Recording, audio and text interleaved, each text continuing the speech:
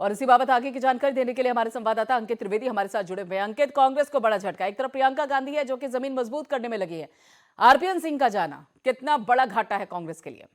प्रियंका, देखिएगा 3-4 दिन से लगातार आरपीएन सिंह को लेकर तरह तरह की बातें आ रही थी, लेकिन आज बिल्कुल स्थिति साफ हो गई है। आरपीएन सिंह के बारे में अगर हम बात करें तो कांग्रेस पार्टी के वरिष्ठ नेता हैं, कांग्रेस की सरकार में केंद्रीय मंत्री रहे हैं। अगर हम बात करें यूपी में तो यूपी युवा मोर्चा जो कांग्रेस है उसके अध्यक्ष रह चुके हैं। अगर हम बात करें आरपीएन सिंह के और बारे में तो झारखंड के वो प्रभारी भी है इस समय। और अभी हाल ही में कांग्रेस की तरफ से जो स्टार प्रचारकों की सूची जारी की थी उसमें आरपीएन सिंह का नाम था, लेकिन पार्टी टिकट की तरफ से जो बंटवारे को लेकर उनके अंदर कहीं ना कोई खटास थी और नाराजगी चल रही थी। लेकिन कांग्रेस को यूपी विधानसभा चुनाव से पहले एक बहुत बड़ा झटका लगा, क्योंकि उत्तर प्रदेश की अगर हम बात करें कुशीनगर, लखीमपुर खीरी, गोंडा, बस्ती, बहराइच, यहां पर आरपीएन सिंह का एक बड़ा नाम है, एक बड़े नेता के तौर पर वो जाने जाते हैं। लेकिन कांग्रेस पार्टी को एक बड़ा झटका, अगर हम पुराने थोड़ा पीछे की ग्राफ पर जाएं तो अगर हम मध्य प्रदेश की बात करें, मध्य प्रदेश में जब विधानसभा का चुनाव था तो सबसे बड़ा चेहरा मध्य प्रदेश के ज्योतिरादित्य सिंधिया, उन्होंने भी कांग्रेस पार्टी के तमाम पदों से इस्तीफा देकर भारतीय जनता पार्टी की सदस्यता ली थी। अगर हम पिछले थोड़े से और बैकग्राउंड में जाएं तो उत्तर प्रदेश में एक बड़ा नाम जितिन प्रसाद का एक बड़ा नाम है, उन्होंने भी चुनाव से पहले भारतीय जनता पार्टी की सदस्यता ली थी। तो भारतीय जनता पार्टी में जिस तरीके से ये यूपी विधानसभा चुनाव को देखते हुए एक बड़ा ग्राफ बढ़ रहा है, भारतीय जनता पार्टी का एक बड़ा कुनबा बढ़ रहा है। तो वहीं कांग्रेस की बात करें, कांग्रेस को तमाम ऐसे वरिष्ठ नेता जो राहुल गांधी के सबसे ज्यादा करीबी माने जाते हैं, ज्योतिरादित्य सिंधिया की बात करें या फिर जितिन प्रसाद की बात करें या आरपीएन सिंह, जो आज तमाम सभी पदों से अपना कांग्रेस से इस्तीफा देकर और हो सकता है कि आज 2 या 2:30 बजे के बीच में भारतीय जनता पार्टी के मुख्यालय में भारतीय जनता पार्टी के राष्ट्रीय अध्यक्ष जगत प्रकाश की नड्डा की उपस्थिति में वो कांग्रेस के तमाम पदों से इस्तीफा देकर भारतीय जनता पार्टी का दामन थामा है। लेकिन उत्तर प्रदेश विधानसभा चुनाव से पहले ठीक आरपीएन सिंह का इस तरीके से जाना, उनके अंदर कहीं ना कोई नाराजगी थी जो पार्टी टिकट को लेकर थी। लेकिन आरपीएन सिंह के जाने से कांग्रेस को एक बड़ा झटका लगा है। देखने वाली बात यह होगी कि 3 बजे भारतीय जनता पार्टी के मुख्यालय में भारतीय जनता पार्टी की तरफ से जो प्रेस कॉन्फ्रेंस होने जा रही है उसमें आरपीएन सिंह भारतीय जनता पार्टी की सदस्यता लेंगे या नहीं। बिल्कुल, ये देखना होगा कि वो बीजेपी की सदस्यता लेते हैं या नहीं। और ऐसे में इस बाबत क्या सुगबुगाहट है? अभी तक आप यहाँ पर जहां पर मौजूद हैं उस बाबत क्या हलचल देखने को मिल रही है? क्या सुगबुगाहट है सियासी गलियारे में कि 2:30 बजे के करीब जो ये कहा जा रहा है कि आरपीएन सिंह बीजेपी में शामिल हो सकते हैं? तो इस बाबत अभी तक क्या कुछ जानकारी आई है आपके पास? देखिए, अगर हम ट्विटर हैंडल की बात करें, जिस तरीके से कांग्रेस के वरिष्ठ नेता रहे आरपीएन सिंह ने ट्विटर हैंडल से सभी जो कांग्रेस पार्टी के जो पद थे उनके पास में प्रवक्ता का पद हो या झारखंड के प्रभारी का जो ट्विटर हैंडल पर पद लिखा हुआ था, उन सभी सोशल मीडिया के प्लेटफॉर्म से उनको हटा दिया गया है। और हमारे सूत्रों के अनुसार जानकारी यही निकल कर आ रही है कि भारतीय जनता पार्टी के मुख्यालय में आज 2:30 से 3 बजे के बीच में कांग्रेस के वरिष्ठ नेता रहे आरपी सिंह पहुंचेंगे और भारतीय जनता पार्टी के राष्ट्रीय अध्यक्ष जगत प्रकाश नड्डा की उपस्थिति में वो भारतीय जनता पार्टी की सदस्यता लेंगे। लेकिन हो सकता है कि उत्तर प्रदेश चुनाव को देखते हुए भारतीय जनता पार्टी की तरफ से इनको कोई अहम जिम्मेदारी दे दी जाए, क्योंकि जितिन प्रसाद एक बड़ा नाम है और उन्होंने हाल ही में भारतीय जनता पार्टी की सदस्यता ली थी, उनको मोदी कैबिनेट में स्थान दिया गया था। तो ऐसे में अगर हम ज्योतिरादित्य सिंधिया की बात करें तो मध्य प्रदेश में जब चुनाव था तो उन्होंने कांग्रेस के सभी पदों से इस्तीफा देकर भारतीय जनता पार्टी की सदस्यता ली थी। उनको नागरिक उड्डयन मंत्रालय की एक महत्वपूर्ण मंत्रालय की जिम्मेदारी थी। तो अगर हम आरपीएन सिंह की बात करें तो कांग्रेस पार्टी के एक बड़े नेता हैं, तमाम पदों पर रह चुके हैं, बड़ी जिम्मेदारियों का निर्वहन कर चुके हैं वो कांग्रेस के लिए। लेकिन उत्तर प्रदेश विधानसभा चुनाव से पहले कांग्रेस को एक बड़ा झटका लगा। हो सकता है कि भारतीय जनता पार्टी आज उनको सदस्यता दिलाने के बाद उत्तर प्रदेश में कोई महत्वपूर्ण जिम्मेदारी दे दे। प्रियंका, बिल्कुल, लेकिन यहां पर जिस तरीके से आरपीएन सिंह एक लंबा समय उन्होंने कांग्रेस में बिताया है अंकित, और इस बाबत कांग्रेस छोड़कर बीजेपी में शामिल हो चुके हैं। चलिए देखिए, कांग्रेस को तो बड़ा झटका लगा, ये तो साफ तौर पर पता चलता है कि उत्तर प्रदेश में जो कांग्रेस से बड़ी मेहनत कर रही है, लेकिन बीजेपी के लिए कितना फायदेमंद साबित होने वाले हैं आरपीएन सिंह? चलिए, उनको तो जिम्मेदारी देंगी बीजेपी, लेकिन क्या आरपीएन सिंह का बीजेपी में आना बीजेपी के लिए फायदे का सौदा है? कितना फायदा होगा बीजेपी को? बिल्कुल, देखिए, अगर हम बात करें पूर्वांचल के जो कुछ जनपद हैं, कुशीनगर हो गया, लखीमपुर खीरी हो गया, अगर हम बात करें तो हो सकता है आने वाले विधानसभा चुनाव में जो जहां से कुशीनगर से अगर समाजवादी पार्टी की तरफ से जो प्रत्याशी उतारे गए स्वामी प्रसाद मौर्य, उनके सामने भारतीय जनता पार्टी इनको कहीं ना कहीं बुलाने का काम करे, क्योंकि उनके मतदाता की संख्या वहां पर बहुत ज़्यादा है। इनका एक अलग ही वहां पर नाम है और बड़े नेता हैं। उन्होंने जिस तरीके से कांग्रेस की सरकार में रहते हुए वहां पर अपनी चुनावों को जीता, तो वहां पर आरपीएन सिंह का काफ़ी एक अच्छा वजूद है, अस्तित्व है। उसको देखते हुए भारतीय जनता पार्टी हो सकता है आने वाले विधानसभा चुनाव में स्वामी प्रसाद मौर्य के सामने आरपीएन सिंह को बनाने का काम करे। प्रियंका, लेकिन अभी ये कहना जल्दबाजी होगी, क्योंकि जब तक कोई ऑफिशियल अनाउंसमेंट नहीं हो जाता भारतीय जनता पार्टी की तरफ से या फिर आरपीएन सिंह जब तक भारतीय जनता पार्टी के मुख्यालय पहुंचकर भारतीय जनता पार्टी के अध्यक्ष मीडिया प्रभारी अनिल बलूनी जी की उपस्थिति भारतीय जनता पार्टी की सदस्यता नहीं ले लेते, तो ये कहना भी जल्दबाजी होगा। लेकिन हमारे सूत्रों के अनुसार जो जानकारी सामने निकल कर आ रही है, 2:30 बजे आरपीएन सिंह भारतीय जनता पार्टी के मुख्यालय पहुंचेंगे जाएंगे और वो भारतीय जनता पार्टी की सदस्यता लेंगे, उसके बाद ये बिल्कुल कहना ठीक होगा कि स्वामी प्रसाद मौर्य के सामने हो सकता है भारतीय जनता पार्टी आरपीएन सिंह को चुनावी मैदान में उतारे।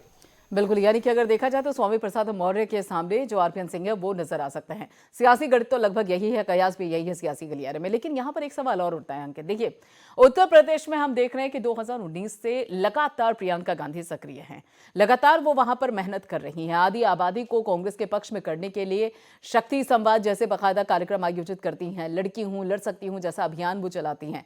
तो यहाँ पर आरपीएन सिंह का जाना कांग्रेस से, ऐसे में क्या मानकर चला जाए? ये कहा जा रहा है कि देखिए वो टिकट बंटवारे को लेकर नाराज थे, टिकट का जो वितरण हो रहा था, प्रत्याशियों का जो चयन हो रहा था, उसको लेकर वो बहुत नाराज चल रहे थे।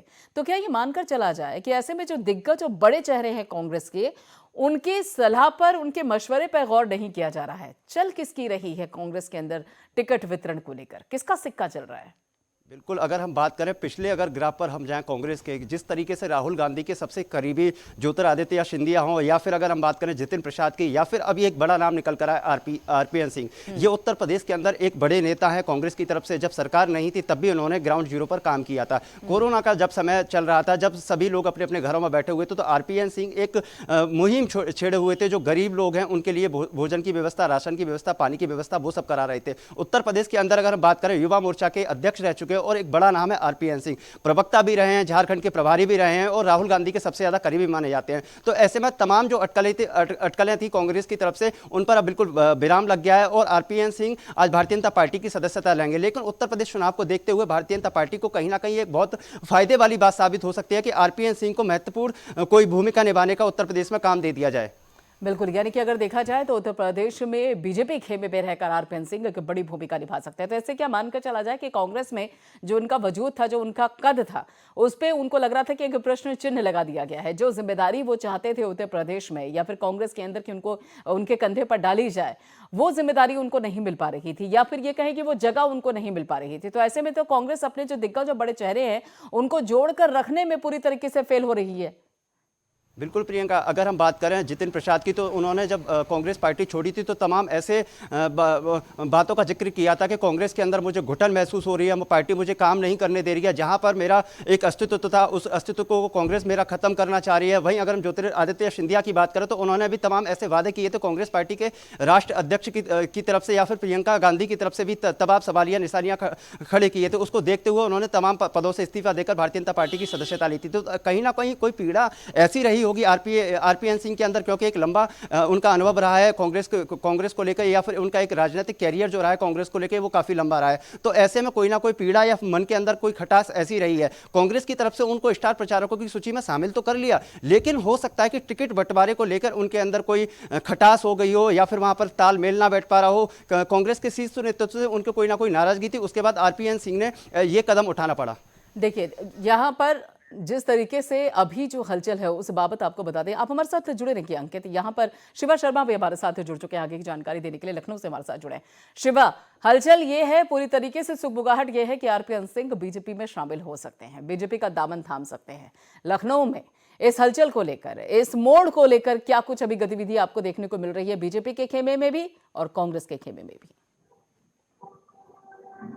देखिए प्रियंका, 10 फरवरी को पहले चरण का मतदान होना है और इसके लिए उत्तर प्रदेश में भारतीय जनता पार्टी, समाजवादी पार्टी और कांग्रेस पार्टी और बहुजन समाज पार्टी, चारों पार्टियां एक ये कहा जाएगा कि गठजोड़ को लेकर के इनके अंदर सबसे बड़ी राजनीति। और आरपीएन सिंह जिस तरीके से आज कांग्रेस का दामन छोड़ चुके हैं, तो ये कुछ हद तक और ज्यादा हद तक ये कयास लगाया जा रहा है कि भारतीय जनता पार्टी के खेमे पे आएंगे आरपीएन सिंह और कुशीनगर की जो पटरौना सीट है उससे उनको चुनाव लड़ा सकते हैं। हालांकि ऑफिशियली भी कोई स्टेटमेंट नहीं आया कि वो बीजेपी में जाएंगे और किस सीट से वो चुनाव लड़ेंगे, लेकिन ये परिस्थितियां इस समय पर इस तरीके की होना इस बात की ओर अंदाजा दे रही है कि स्वामी प्रसाद मौर्य के खिलाफ आरपीएन सिंह को कुशीनगर से बीजेपी की तरफ से खड़ा किया जा सकता है। ऑफिशियल अनाउंसमेंट होने के बाद ये बहुत ज्यादा ये देखा जाएगा कि किस तरीके से बीजेपी अपने आप को स्टैंड कर रही है और स्वामी प्रसाद मौर्य को किस तरीके से ये कहा जाएगा कि डिफीट करने के लिए या उनको मात देने के लिए उसके पास किस किस तरीके के विकल्प होंगे। लेकिन आरपीएन सिंह का कांग्रेस से जाना एक बहुत बड़ा जो कांग्रेस को झटका है वो बिल्कुल, यानी कि अगर देखा जाए तो कांग्रेस के लिए तो बड़ा झटका है, जैसे कि जो सुगबुगाहट भी है उस बाबत भी पता चलता है, जो सियासी गणित है उस बाबत भी पता चलता है। लेकिन सबसे अहम सवाल ये है, क्या बीजेपी में अगर देखा जाए तो आरपीएन सिंह क्या जो स्वामी प्रसाद मौर्य है और उनका जवाब हो सकते हैं क्या? ये मानकर चलें? बिल्कुल प्रियंका, अगर इस तरीके की गतिविधि अगर इस तरीके की राजनीति में इस समय पर हो रही है तो इस बात का कयास लगाया जा सकता है कि स्वामी प्रसाद मौर्य के विकल्प पे आरपीएन सिंह को बीजेपी में लाया जाएगा और उनके खिलाफ चुनाव लड़वाया जा सकता है। लेकिन अभी फिलहाल कोई ऑफिशियल स्टेटमेंट नहीं है। लेकिन लखनऊ के अंदर भारतीय जनता पार्टी में इस तरीके की सकुगाहट है कि आरपीएन सिंह को अगर वो लोग लाएंगे तो कई नेता जो ऐसे हैं भारतीय जनता पार्टी के जिनको चोट पहुंच सकती है। हालांकि वो कौन नेता होंगे ये अभी बहुत ज्यादा कहना मुश्किल है, लेकिन आरपीएन सिंह का उत्तर प्रदेश की राजनीति के अंदर बीजेपी के अंदर आना बीजेपी को थोड़ा बहुत ये कह सकते हैं कि जो उनके वरिष्ठ नेता है उनको थोड़ा बहुत चोट पहुंच सकती है, क्योंकि आरपीएन सिंह का जो खेमा है वो बहुत बड़ा है। कांग्रेस पार्टी में जिस तरीके से वो रहे, जिस तरीके से उनका कद रहा है, वो और लोगों को डाउन कर सकता है बीजेपी में। तो आरपीएन सिंह का कांग्रेस छोड़ करके अगर बीजेपी पार्टी में आना होता है तो कहीं ना कहीं भारतीय जनता पार्टी के जो बड़े नेता हैं, जो बड़े लीडर्स हैं, उनको थोड़ी बहुत चोट पहुंच सकती है आरपीएन सिंह के आने पे। बिल्कुल, लेकिन अभी अगर पिछले आंकड़े देखा जाए शिवा, तो उस बाबत आंकड़ों के हिसाब से अगर देखा जाए, देखिए पहले ये हुआ था कि किस तरीके से जब यहाँ बीएसपी में थे यानी कि स्वामी प्रसाद मौर्य, तो हमने देखा था बेटा 2007 और 2008 में बाकायदा मायावती की सरकार भी बनी थी। उसके बाद वो 2017 में बीजेपी के साथ आ गए। तो ये कहा गया कि देखिए बीजेपी को सत्ता में लाने में एक अहम रोल है स्वामी प्रसाद मौर्य का। अब वो समाजवादी पार्टी में है, 2022 के विधानसभा चुनाव में वो समाजवादी पार्टी के खेमे में है। तो इस बाबत एक ठप्पा उन पर लगा हुआ है कि जिस तरफ वो होते हैं, जिस तरफ उनका कदम जा रहा होता है, सरकार उसी की बनती है। कि आरपीएन सिंह को लेकर भी इसी तरीके की एक इमेज बनी हुई है, एक छवि बनी हुई है, क्योंकि देखिए कांग्रेस तो उत्तर प्रदेश में बहुत सालों से मेहनत कर रही है और अभी भी अगर उसके सीटों का आंकड़ा देखा जाए तो संतोषजनक होना तो बहुत दूर की बात है, बल्कि अगर 2 डिजिट में भी नहीं आ पाई है। तो इस बाबत आरपीएन सिंह को क्या उस कद के साथ बनाकर रखना ठीक रहेगा? देखिए प्रियंका, आरपीएन सिंह का अपने से अगर कांग्रेस के पार्टी के दौरान अगर देखा जाए तो उनकी अपनी फैन फॉलोइंग है। कुशीनगर में अच्छा खासा इनका सीट का दबदबा है और कुशीनगर में फैन फॉलोइंग ज्यादा है, इसीलिए शायद बीजेपी उनको अपने साथ लाना चाहती है और वहां से उनको खड़ा करना चाहती है। आरपीएन सिंह बहुत बड़े अच्छे कद के नेता है। जब कांग्रेस पार्टी में रहे तो उनका अच्छा कद रहा, राहुल गांधी के करीब माने जाते रहे। तो आरपीएन सिंह अपने आप में एक शख्सियत है, अपने आप में एक चेहरा है। तो जाहिर बात है उनकी ट्विटर से लेकर ग्राउंड जीरो तक फैन फॉलोइंग ज्यादा है, वोटर्स ज्यादा है। अब बीजेपी को उसका कितना हक मिलता है, कितना महत्व मिलता है, ये जरूर देखने वाली बात हो, क्योंकि आप एक पार्टी से अगर दूसरी पार्टी की ओर जाते हैं तो जनता आज के समय में बहुत ज्यादा हाईटेक है कि आपने जो सालों पुरानी पार्टी थी एकदम से अचानक से किसी वजह से छोड़ दिया, वापस पार्टी में आए, तो आप जनता के लिए कितना ज्यादा स्टैंड करेंगे। अब बीजेपी में आकर के आरपीएन सिंह की फैन फॉलोइंग उतनी बने रहना ये भविष्य तय करेगा, लेकिन आरपीएन सिंह के कांग्रेस छोड़े जाने पर कांग्रेस को एक बहुत बड़ा झटका पड़ेगा। बिल्कुल, कांग्रेस को नुकसान है। देखिए अंकित, अभी जिस तरीके से जो गणित है उस हिसाब से अगर कोई दूसरे दल का नेता, मान लीजिए अब कांग्रेस से आरपीएन सिंह है जो कि बीजेपी में जा सकते हैं, जैसे कि सुखबुगाहट है, आप भी बता रहे हैं, शिवा भी लगातार ये जानकारी दे रहे हैं। अब या तो ज्योतिरादित्य सिंधिया जैसा कद हो कि देखिए मध्य प्रदेश में जब वो जाते हैं बीजेपी में तो बाकायदा सरकार बनवा देते हैं और इसके चलते फिर उनको एक गिफ्ट के तौर पर मंत्रालय मिलता है, वो भी केंद्र में। लेकिन और जितिन प्रसाद की बात कर लीजिए, है तो सही बीजेपी के अंदर, लेकिन पूरी तरीके से वो भी संतुष्ट नहीं है। वो उनके हाव भाव से पता चलता है, उनके बयानों से भी पता चलता है। तो ऐसे में अगर कोई इस उम्मीद से कि ज्योतिरादित्य सिंधिया को जो जगह मिली है वो उनको बीजेपी में मिलेगी, तो उसके लिए वो दमखम भी होना चाहिए, एक तरीके से सत्ता बदलने की या सत्ता में लाने की एक कुव्वत भी होनी चाहिए। तो इस हिसाब से आरपीएन सिंह की क्या भूमिका है? देखिए इस समय पे आरपीएन सिंह का कांग्रेस से टूट करके अगर काफी एक लंबा रहा है तमाम वरिष्ठ पदों पर, या फिर हम कहें झारखंड के प्रभारी होने के नाते, या फिर अन्य राज्यों में जिस तरीके से आरपीएन सिंह को जिम्मेदारी दी गई थी तो वहां पर कांग्रेस की सरकार आरपीएन सिंह के माध्यम से बनी थी, क्योंकि ग्राउंड जीरो पर जो उनके मतदाता को लुभाने का काम करने का जो तरीका है वो एक काफी अच्छा माना जाता है। इसको देखते हुए आरपीएन सिंह को कांग्रेस के तरफ से तमाम ऐसी जिम्मेदारियां दी गई थी। आरपीएन सिंह ने तमाम राज्यों में कांग्रेस की सरकार बनाई। झारखंड की बात करें, मध्य प्रदेश में जब कमलनाथ की सरकार बनी थी तो आरपीएन सिंह की एक अहम भूमिका थी। अगर हम बात करें राजस्थान की तो राजस्थान में भी इसी तरीके से कमलनाथ ने काम किया। अगर हम छत्तीसगढ़ की बात करें तो छत्तीसगढ़ में भी इसी तरीके से आरपीएन सिंह ने काम किया। तो एक बड़ा नाम है उत्तर प्रदेश के अंदर। उनका एक राजनीतिक कैरियर की बात करें, 35 साल का उनका एक राजनीतिक कैरियर है। ऐसे में देखने वाली बात होगी भारतीय जनता पार्टी की तरफ से ऐसी कौन सी महत्वपूर्ण भूमिका दी जाएगी, क्योंकि हाल ही में यूपी विधानसभा का चुनाव है और एक बड़ा नाम होने के नाते अगर हम पूर्वांचल के मतदाताओं की बात करें या फिर उनका जो लोकप्रियता है, तो पूर्वांचल के अंदर आरपीएन सिंह की एक बड़े पैमाने पर लोकप्रियता है, तो उसको देखते हुए भारतीय जनता पार्टी की तरफ से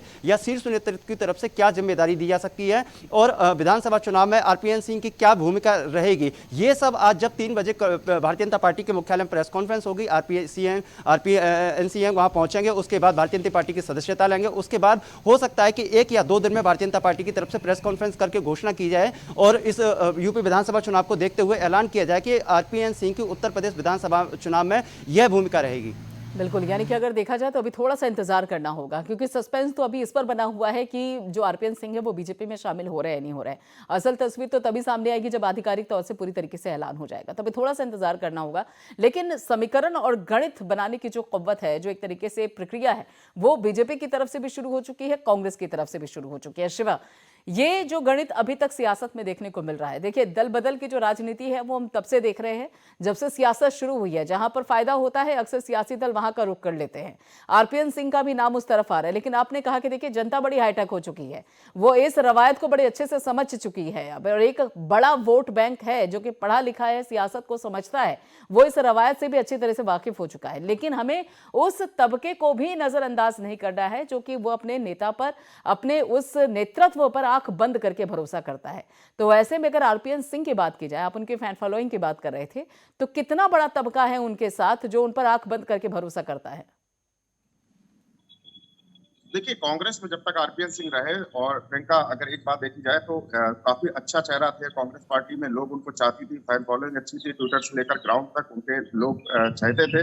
लेकिन इस समय पार्टी छोड़ करके भारतीय जनता पार्टी में अगर ज्वाइन होते हैं तो किस तरीके का उनका कद बना रहता है, इस तरीके की उनकी छवि बनी रहती है, फैन फॉलोइंग उसकी बनी रहती है। ये जरूर एक बहुत बड़ा सवाल होता है कि आप एक लंबे समय से एक पार्टी में जुड़े हुए हैं और अचानक से उसको छोड़ करके जा रहे हैं। अभी फैन फॉलोइंग उनकी है, बहुत अच्छी है, लेकिन अगर बीजेपी में जाते हैं तो उनकी फैन फॉलोइंग घटती है या बढ़ती है या उतनी बरकरार रहती है, भविष्य तय करेगा। लेकिन अभी भी आरपीएन सिंह के पास ये कहा जाए कि एक तबके का वोटर जरूर है, और भारतीय जनता पार्टी को शायद उससे, अगर भविष्य में अगर वो जाते हैं पार्टी में, तो शायद उसका फायदा मिल सकता है। लेकिन बीजेपी में रह करके स्वामी प्रसाद मौर्य को डिफीट करना, वो भी एक बड़े कद के नेता है, ये एक बहुत बड़ा सवाल जो है वो उत्तर प्रदेश के अंदर, राजनीति के अंदर जरूर उठता है। लेकिन प्रियंका, फैन फॉलोइंग अगर बात की जाए आरपीएन सिंह की, तो अच्छी फैन फॉलोइंग है। लेकिन भारतीय जनता पार्टी, अगर वो भारतीय जनता पार्टी में अगर वो जाते हैं तो उसको वो कैसे यूटिलाइज करती है, आरपीएन सिंह के फैन फॉलोअर्स को, उनको किस तरीके का पद देती है और किस तरीके के मैदान उतारती है, ये जरूर देखने वाली बात होगी। लेकिन आरपीएन सिंह अच्छे खासे नेता है, उनका बड़ा कद है, उनका बड़ा नाम है, बड़ा चेहरा और बड़ी फैन फॉलोइंग है। बिल्कुल, और इससे पहले जब भी वो चुनावी मैदान में उतरे हैं तब उनका जो सिंबल हुआ करता था वो कांग्रेस का पंजा हुआ करता था। अब अगर उनका सिंबल बदलता है और उसकी जगह यानी कि कमल का फूल आता है, तो जनता उन्हें कितना एक्सेप्ट करेगी, ये देखने वाली बात होगी। लेकिन यहाँ पर जो बीजेपी के अंदर की अंतर्कलह है उससे कैसे पार पाया जाएगा, क्योंकि जो बड़े चेहरे, बाहर के चेहरे आ रहे हैं बीजेपी में, उसके बाबत जो काफी लंबे समय से बीजेपी में प्रयासरत हैं या फिर अलग अलग विधानसभा सीटों से टिकट की उम्मीद लगाए बैठे हैं, उनका फिर क्या होगा? आरपीएन के आने के बाद कहीं ऐसा तो नहीं कि बीजेपी को अपने अंतर्कलह से या फिर एक जो गुटबाजी शुरू होती है उससे दो चार होना पड़े, और अगर होना पड़ा तो पार कैसे पाएगी? देखिए प्रियंका, यही साफ तौर से अभी मैंने पहले कहा कि अगर आरपीएन सिंह भारतीय जनता पार्टी में शामिल होते हैं तो कुछ ऐसे लीडर्स हैं जिनकी नाराजगी बढ़ जाएगी और टिकट बंटवारे को लेकर के खास तौर से नाराजगी ज्यादा बढ़ेगी।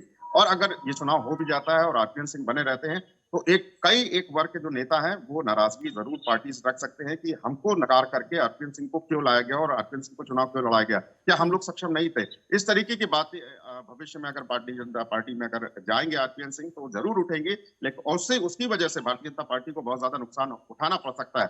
अब शीर्ष नेतृत्व दिल्ली में बैठा आरपीएन सिंह को किस तरीके की जगह देता है, उनको कहां से चुनाव लड़ाता है, किस बात की कमान देता है, ये बहुत एक सोचने वाली बात है। और भारतीय जनता पार्टी भी इस दौर के समय में मुश्किलों से गुजर रही कि वो जिस पार्टी के बिल्कुल, आप हमारे साथ जुड़े रहिए। यहाँ पर अभिमन्यु त्यागी हैं जो कि कांग्रेस के प्रवक्ता हैं, वो हमारे साथ जुड़ चुके हैं। अभिमन्यु जी, कांग्रेस अपने दिग्गज और बड़े चेहरों को संभाल क्यों नहीं पा रही है? टिकट नाराजगी की बातें सामने आती हैं, उसके बाद पार्टी छोड़ देते हैं, और ऐसे में आरपीएन सिंह भी इस कड़ी में जुड़ गए। देखिए,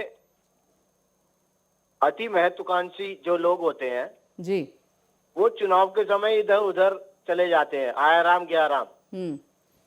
अगर हम गौर से देखेंगे तो ये पाएंगे कि स्वामी प्रसाद मौर्य भाजपा में, दारा सिंह चौहान, अवतार सिंह भड़ाना जैसे तमाम इस समय विधायक मौजूदा और कई पूर्व विधायक भी इस समय भाजपा छोड़ के जा चुके हैं।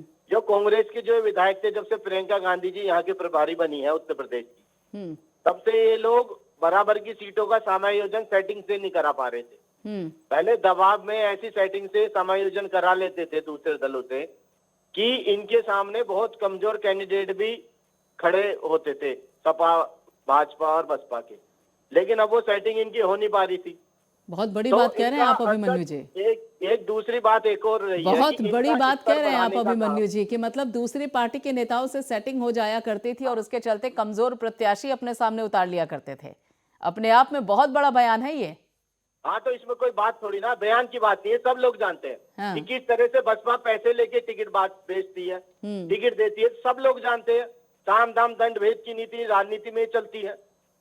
इसी राजनीति को तो सुधारने की जरूरत है। आज आप देखिए महिलाओं पे जिस तरह से अत्याचार हो रहे हैं, वो महिलाओं पे अत्याचार सबसे ज्यादा उत्तर प्रदेश में हो रहे हैं। इसलिए लड़की हूं लड़ सकती हूं के नारे के साथ चुनाव लड़ा जा रहा है। कुछ लोगों को ये सहन नहीं हो रहा है। वो लोग मठाधीश जो लोग हैं, जो दीमक की तरह कांग्रेस पार्टी को खा रहे थे, खत्म कर रहे थे, पिछले 32 सालों से उनकी मजबूरी हो गई जाने की। अब एक नई कांग्रेस लाके खड़ी कर दी है प्रियंका गांधी जी ने, जिसमें नौजवान है, जिसमें ऐसे लोग हैं जो कि लड़ने की हिम्मत रख सकते हैं। राहुल गांधी जी ने भी कहा कि डरो मत, जो डरेगा नहीं वो अब कांग्रेस पार्टी में रहेगा और विचारधारा के साथ जिसे रहना है कांग्रेस पार्टी में वही रह पाएगा आपसे।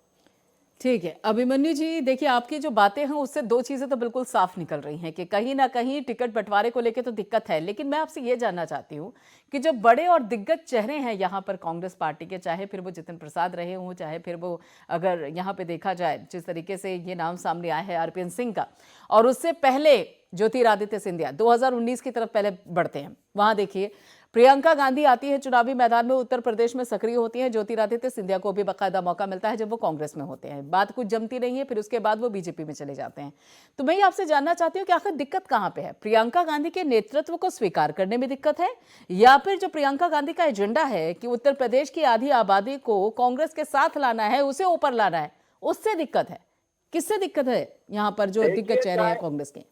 चाहे सिंधिया साहब की बात हो या चाहे जतिन प्रसाद जी की बात हो, हाँ। अब ये आरपीएन सिंह जी भी जा रहे हैं। देखिए इनकी वहां जाके क्या हैसियत हो जाती है। उसमें एक नाम आप भूल रही है, रीता बहुगुणा जोशी की वहां जाके हैसियत देख लीजिए। वहां तो वन मैन शो है भाजपा में। हाँ। यहाँ इन लोगों की बहुत कदर रही है। इन लोगों की चूंकि यहाँ कदर रही कांग्रेस में, इसलिए इन लोगों ने इनको लिया, इनको सम्मान दिया। लेकिन उसमें एक दूसरे भी एक एंगल है। वो ये है कि जब चुनाव का समय है तो भाजपा अपने कार्यकर्ता को भूलकर कांग्रेस पार्टी के नेताओं को ले लेती है।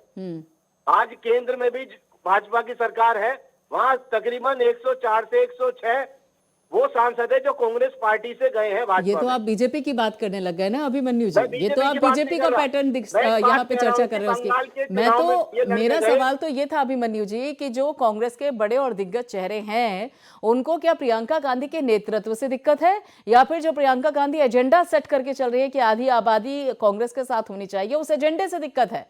निसंदेह ये दोनों बात भी सत्य है, और भी बात इसमें ये भी है कि अब उनकी जो ये मठाधीश वाली जो उनकी प्रवृत्ति थी वो भी नहीं चल पा रही। चलिए आप फिर से बीजेपी पे आ गए, मतलब उस सवाल का जवाब आप नहीं देंगे। चलिए बहुत बहुत शुक्रिया अभिमन्यु त्यागी जी अपनी बात रखने के लिए, हमसे जुड़ने के लिए। शिवा और अंकित आप दोनों का भी बहुत बहुत धन्यवाद यहाँ पे पूरी जानकारी के लिए। तो आरपीएन सिंह जिन्होंने अब बीजेपी की तरफ रुख कर रहे हैं, सियासी गलियारे में खबर यह है कि वो जल्द ही बीजेपी में शामिल हो सकते हैं। कांग्रेस से इस्तीफा दे दिया उन्होंने, ये बिल्कुल साफ हो चुका है।